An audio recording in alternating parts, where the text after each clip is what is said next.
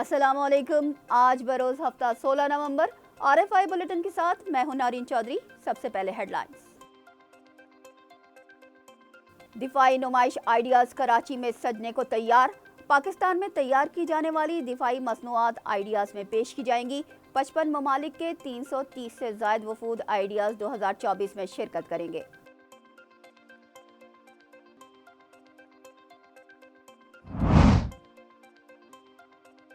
گمراہ کن معلومات کا پھیلاؤ اہم چیلنج ہے۔ فتنہ الخوارج دنیا کے تمام تر دہشت گردوں اور پراکسیز کی آماج گاہ بن چکی ہے۔ آرمی چیف کا اسلام آباد میں مارگلا ڈائیلاگز 2024 کی خصوصی تقریب سے خطاب۔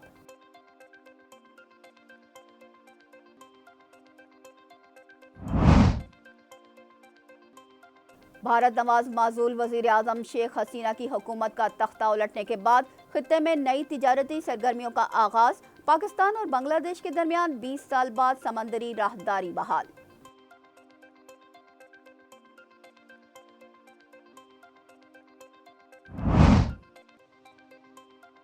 بابا گرو نانک کے 555ویں جنم دن کی تقریبات اختتام پذیر۔ راولپنڈی حسن ابدال میں 3 روزہ تقریبات آج سے شروع ہوں گی۔ بھارت سمیت دنیا بھر سے آئے سکھ یاتری گردوارہ پنجہ صاحب میں 18 نومبر تک قیام کریں گے۔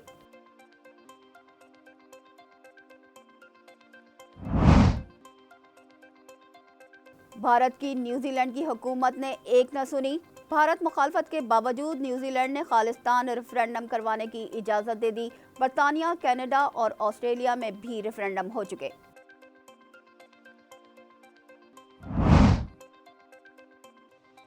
بھارت چیمپئنز ٹرافی کے لیے پاکستان کیوں نہیں جائے گا؟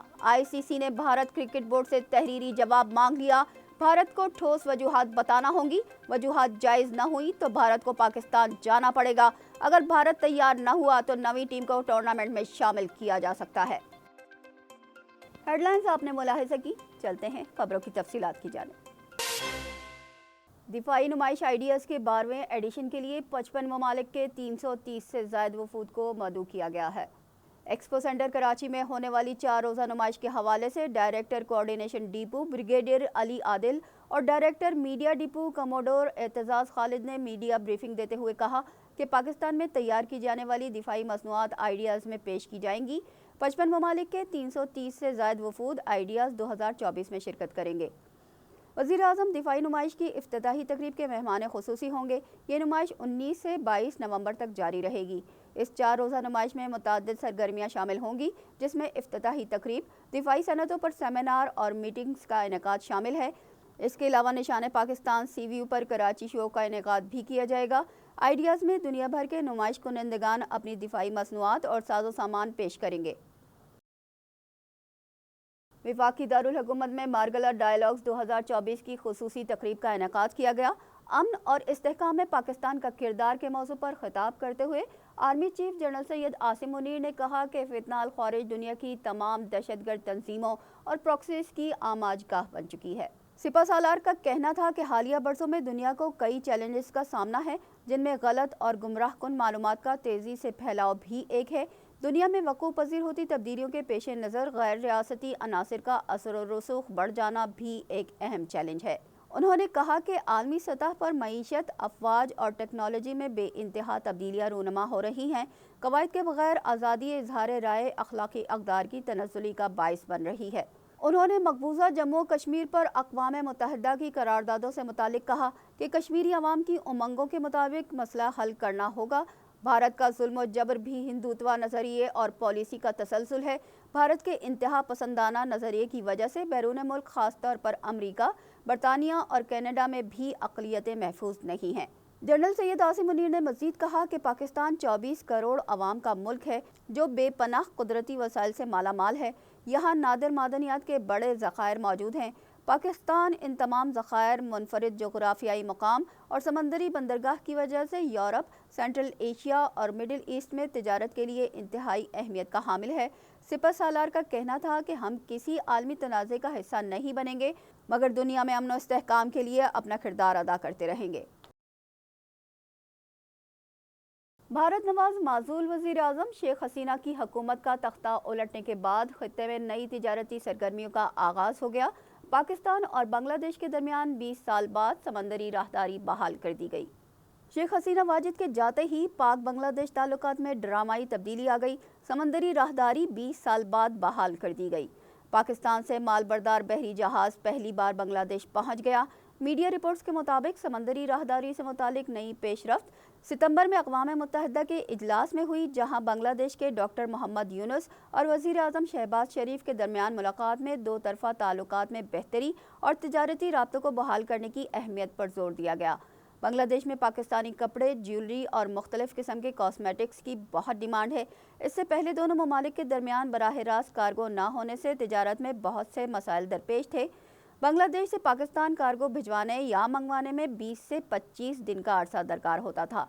समंदरी राहदारी बहाल होने से अब पाकिस्तान से बांग्लादेश कार्गो 10 दिन में पहुंच सकेगा, जिससे अशिया की कीमतों में कमी के साथ साथ सफरी अखराजात में भी कमी आएगी। बलूचिस्तान के इलाके कलात में सिक्योरिटी फोर्सेस की चेक पोस्ट पर दहशतगर्दों का हमला, 7 अहलकार शहीद हो गए। बलूचिस्तान के ज़िला कलात के शाह मर्दान चेक पोस्ट पर नामालूम मुसल्लह अफराद के हमले में 7 सिक्योरिटी अहलकार शहीद जबकि 15 ज़ख्मी हो गए। शहदा की लाशों और ज़ख्मियों को कोयटा मुंतकिल कर दिया गया है। सिक्योरिटी फोर्सेस ने इलाके को घेरे में लेकर सर्च ऑपरेशन शुरू कर दिया है। वफाकी वज़ीर दाखिला मोहसिन नकवी ने हमले की मजम्मत करते हुए शहीद अहलकारों को खराज अकीदत पेश किया। उन्होंने शहदा के ख़ानदानों से दिली इजहार ताज़ियत करते हुए ज़ख्मियों की जल्द सेहतयाबी के लिए दुआ की।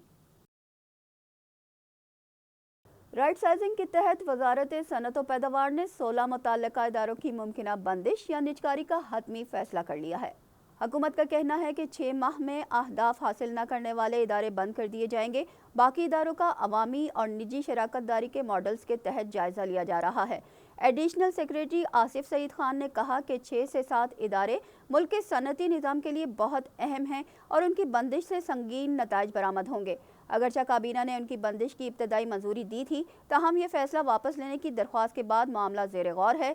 कमेटी इस बात को यकीनी बनाने पर तवज्जो मरकूज़ किए हुए है कि तमाम तर फैसले कौमी, इक़्तिसादी और सनती तरजीहात के मुताबिक हों।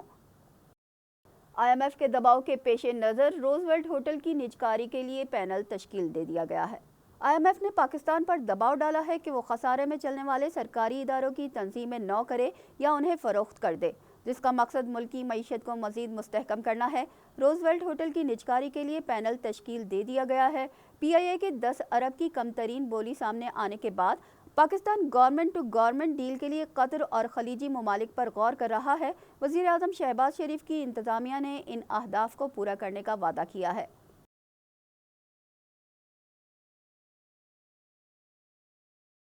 ननकाना साहब में बाबा गुरु नानक के 555वें जन्मदिन की तकरीबात ख़त्म हो गई। भारत समेत दुनिया से हज़ारों सिख यात्रियों ने अपनी मजहबी रसूमात पूरी आज़ादी के साथ अदा की।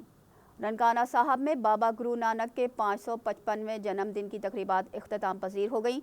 तमाम सिख यात्रियों ने रावलपिंडी हसन अब्दाल का रुख कर लिया, जहां गुरु नानक के जन्मदिन के दूसरे मरहले की 3 रोज़ा तकरीबात आज से शुरू होंगी। भारत समेत दुनिया भर से आए सिख यात्री गुरुद्वारा पंजा साहब में 18 नवंबर तक क़याम करेंगे। पाकिस्तान पेट्रोलियम लिमिटेड ने सिंध के ज़िला सजावल से तेल और गैस के नए ज़खायर दरियाफ्त होने का ऐलान किया है। PPL के मुताबिक ज़खायर शाह बंदर ब्लॉक में वाक़े कुएं से मिले हैं। तर्जुमान पाकिस्तान पेट्रोलियम लिमिटेड के मुताबिक गैस की पैदावार का तखमीना 11.7 मिलियन स्टैंडर्ड क्यूबिक फीट यौमिया है। PPL के मुताबिक तेल की इब्तदाई पैदावार का अंदाज़ा 198 बैरल यौमिया है। CTD ने इस्लामाबाद और खैबर पख्तूनख्वा में इंटेलिजेंस बेस्ड ऑपरेशन किया, जिसमें फितना अल खारिज के 6 दहशतगर्दों को गिरफ्तार कर लिया गया। CTD ने कामयाब कार्रवाई करते हुए हसास तंसीबात पर हमले की मंसूबाबंदी नाकाम बना दी। फितना अल खारिज के 6 दहशतगर्दों को इस्लामाबाद और खैबर पख्तूनख्वा से गिरफ्तार कर लिया गया। गिरफ्तार दहशतगर्द नूर वली महसूद ग्रुप से राब्ते में थे। उनके कब्जे से भारी मिकदार में बारूदी मवाद बरामद कर लिया गया है। बहरीन के शाह हमद बिन ईसा अल खलीफा की जानिब से बहरीन के शहजादा सलमान बिन हमद अल खलीफा ने air chief marshal Zaheer Ahmad Babar Sidhu chief of the air staff को बहरीन मेडल फर्स्ट क्लास से नवाजा है। ये तमगा बहरीन के सखीर एयर बेस पर दोनों बरादर ममालिक के दरमियान फौजी और दिफाई तावन को बढ़ाने के लिए एयर चीफ की शानदार काविशों के एतराफ़ में दिया गया। तकरीब में मुमलिकत बहरीन के आला सिविल और फौजी क़यादत ने शिरकत की। एयर शो में फ़ज़ाई और ज़मीनी अमले के साथ JF-17 ब्लॉक 3 लड़ाका तैयारों पर मुश्तमिल पाक फ़ज़ाइया के दस्ते ने शिरकत की। پاک فضائیہ کے سربراہ نے بحرین میڈل فرسٹ کلاس حاصل کرنے پر اظہار تشکر کیا۔ بحرین انٹرنیشنل ایئر شو کے موقع پر نویں فضائیہ کے commander lieutenant general Derek France نے پاک فضائیہ کے سربراہ air chief marshal Zaheer Ahmad Babar Sidhu سے ملاقات کی۔ ایئر چیف نے دونوں اسٹریٹجک شراکت داروں کے درمیان موجودہ دو طرفہ تعاون کو مزید بڑھانے کے عزم کا اعادہ کیا۔ عوامی نیشنل پارٹی کے سابق سینیٹر الیاس احمد بلور 84 سال کی عمر میں انتقال کر گئے۔ مرحوم ANP کے رہنما غلام احمد بلور اور شہید بشیر احمد بلور کے بھائی تھے۔ عوامی نیشنل پارٹی کی خاتون رہنما سمر ہارون بلور نے سابق سینیٹر الیاس احمد بلور کے انتقال کی تصدیق کی ہے۔ مرحوم کی نماز جنازہ کل دوپہر 2 بجے پشاور کے وزیر باغ میں ادا کی جائے گی۔ غلام احمد بلور کا کہنا ہے کہ الیاس احمد بلور کئی ماہ سے اسپتال میں زیر علاج تھے۔ وہ گردوں کے مرض میں مبتلا تھے۔ آج صبح 4 بجے ان کا انتقال ہوا۔ صدر مملکت آصف زرداری نے الیاس احمد بلور کے انتقال پر اظہار افسوس کرتے ہوئے مرحوم کے لیے دعائے مغفرت اور ورثہ کے لیے صبر جمیل کی دعا کی ہے۔ نیوزی لینڈ نے بھارت کی ایک نہ سنی اور بھارتی احتجاج کے باوجود نیوزی لینڈ کی حکومت نے سکھ فار جسٹس کو خالصتان کے قیام کے لیے ریفرنڈم کروانے کی اجازت دے دی ہے۔ نیوزی لینڈ کی حکومت کی اجازت سے خالصتان کے قیام پر کل آکلینڈ میں ریفرنڈم ہوگا۔ اس سے قبل برطانیہ کے علاوہ کینیڈا اور آسٹریلیا کے شہروں میں بھی ایسے ریفرنڈم منعقد کیے جا چکے ہیں۔ ریفرنڈم کے لیے آکلینڈ کی مقامی حکومت اور پولیس کی جانب سے سکھ کمیونٹی کو ریفرنڈم کے انعقاد کی یقین دہانی کروائی گئی ہے۔ بھارتی وزیر خارجہ نے نیوزی لینڈ ہم منصب سے خالصتان ریفرنڈم پر ایک ملاقات میں گفتگو کی، جس میں نیوزی لینڈ کے وزیر خارجہ نے ریفرنڈم کروانے کی تصدیق کی ہے۔ مبصرین کا ماننا ہے کہ ریفرنڈم سے بھارت اور نیوزی لینڈ کے تعلقات متاثر ہو سکتے ہیں۔ سری لنکا کے عام انتخابات میں بائیں بازو کی جماعتوں کے اتحاد نیشنل پیپلز پاور نے بھاری اکثریت سے کامیابی حاصل کر لی ہے۔ مارکس نظریات رکھنے والے NPP کے صدر سانائکے نے 225 رکنی پارلیمان میں 159 نشستیں حاصل کی ہیں۔ یہ سری لنکا کی تاریخ میں سب سے بڑی انتخابی کامیابی ہے۔ سری لنکا میں طویل عرصے تک حکمرانی کرنے والی جماعت سری لنکا پودجانا پرامونا پارٹی صرف 3 نشستیں حاصل کر سکی۔ یہ شکست راجا پکسے خاندان کی انتخابات میں بدترین شکست ہے۔ پچھلی پارلیمان میں اس جماعت کے پاس 145 نشستیں تھیں۔ یوکرین روس جنگ کے محاذ پر اہم پیش قدمی سامنے آئی ہے۔ جرمن چانسلر اولاف شولز اور روس کے صدر پیوٹن کے درمیان 2 سال بعد ٹیلی فونک رابطہ بحال ہو گیا۔ غیر ملکی خبر رساں ادارے کے مطابق دونوں رہنماؤں نے یوکرین روس جنگ بندی سے متعلق امور پر تبادلہ خیال کیا۔ بات چیت 1 گھنٹے تک جاری رہی۔ صدر پیوٹن نے کہا کہ انہوں نے مذاکرات سے کبھی انکار نہیں کیا۔ یوکرین ہی رکاوٹ بنا ہوا ہے۔ ماسکو اب بھی بات چیت بحال کرنے کے لیے تیار ہے، مگر معاہدے کے لیے تنازعات کی جڑ کو ختم کیا جائے۔ انہوں نے مزید کہا کہ سیکیورٹی ایشوز پر روس کے تحفظات دور کیے جائیں اور علاقائی حقائق مد نظر رکھے جائیں۔ جرمن چانسلر اولاف شولز نے صدر پیوٹن کو فون کرنے سے قبل یوکرینی صدر زیلنسکی سے بھی رابطہ کیا تھا۔ ICC نے بھارتی کرکٹ بورڈ سے چیمپئنز ٹرافی کے لیے پاکستان نہ آنے کی تحریری وجوہات طلب کر لی۔